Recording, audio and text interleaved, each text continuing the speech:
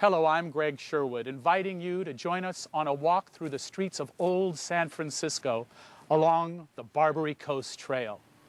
You know, a lot has changed since a little village on the shores of San Francisco Bay found itself in the center of a whirlwind called the California Gold Rush. The original shoreline is gone, and a devastating earthquake and fire wiped out much of old San Francisco. But if you look closely, you can still see the remnants of a place that became legendary for courage, faith, and fortune. Our tour takes us from the south of Market to the financial district. Our guide, a director of the San Francisco Historical Society and the creator of the Barbary Coast Trail, Daniel Bacon. Now, Dan, before we get started, tell us a little bit about the Barbary Coast Trail. Well, Greg, the Barbary Coast Trail is San Francisco's historical walk. It's marked with a series of bronze medallions and arrows in the sidewalk, which connect 20 of San Francisco's most important historic sites. Shall we go? Let's go.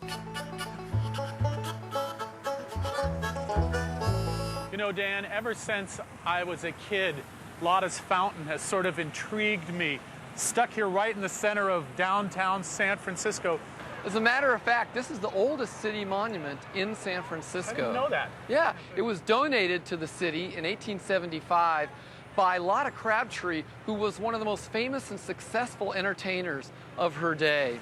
The most important thing about this monument, though, is that it really represents the spirit of San Francisco's rebirth following the 1906 earthquake and fire, the worst natural disaster to ever befall an American city.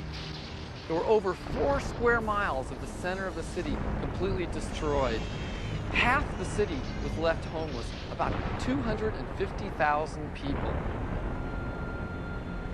And this monument actually became spontaneously a central meeting place where people gathered together to pull their lives back together. And it must have been sort of heartrending, some of the scenes here of families reuniting for the first time, friends reconnecting and realizing that they had survived, they had made it through. Yeah, it must have been incredibly emotional. This was a real beacon of hope in those days.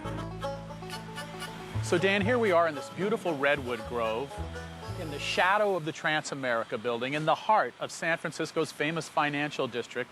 And yet 150 years ago, this environment, as beautiful as it is now, would have been very different.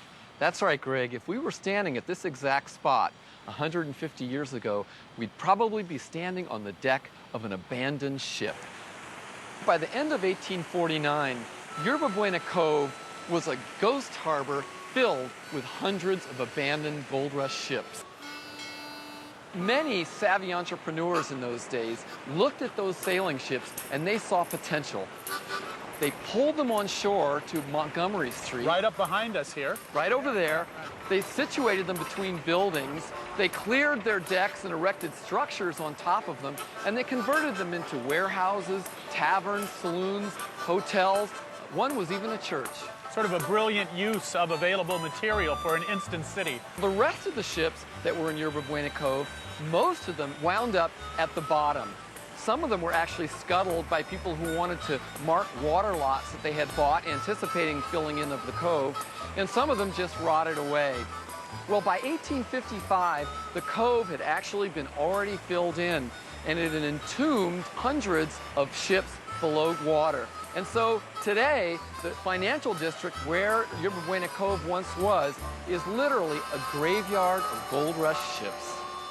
Now, the Niantic came here in 1849 with 248 gold rush passengers. And when they found the hull of it below ground in 1978, they were able to excavate out large sections of the copper-clad hull. They found guns, they found molds for bullets, shards of decorative pottery, mining implements like shovels and axes and picks, and they found one other thing, Greg, 3 cases of French champagne. We'll explore all of it on Sin, Fire, and Gold, the days of San Francisco's Barbary Coast.